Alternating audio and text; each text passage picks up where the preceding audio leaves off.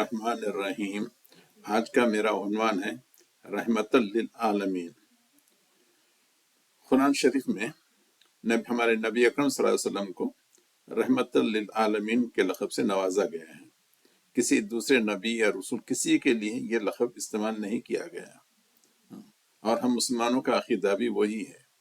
لیکن دیوبند کے بانی میں سے ایک صاحب رشید احمد گنگوہی، جن کا انتقال 1908 میں ہوا، دیوبند کی جو بنیاد رکھے تھے قاسم نانوتوی اور رشید احمد گنگوہی تھے۔ قاسم نانوتوی تو 1879 میں مر گئے، رشید احمد گنگوہی 1908 میں مرے ہیں۔ خیر، ان کے شیخ امداد اللہ مہاجر مکی کا انتقال 1899 میں ہوا، تو جب بھی اپنے شیخ کو یاد کرتے یعنی مہاجر مکی کو، تو وہ کہتے تھے ہائے رحمت للعالمین، ہائے رحمت للعالمین۔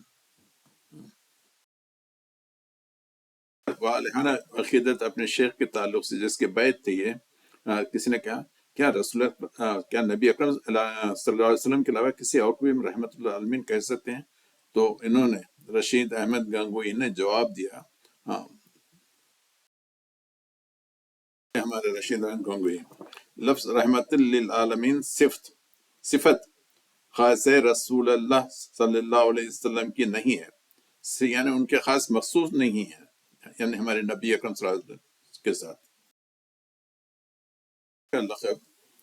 لفظ صرف امداد اللہ مہاجر مکی کے لیے بھی نہیں، بلکہ اشرف علی تھانوی دیوبند کے حکیم الامت، ان کا انتقال 1943 میں ہوا، تو ان کے انتقال کے بعد بھی ان کو رحمت للعالمین کہا گیا۔ کتاب کا نام ہے اشرف السوانح، جلد 3، پیج نمبر 153 جگہ۔ مگر کہ ہمیں یہ چیزیں، یعنی عقیدت میں انسان اتنا اندھا ہو جائے کہ اپنے نبی کے یعنی جو سٹیٹس ہے اس کو بھی پار کر دے، نعوذ باللہ من ذالک۔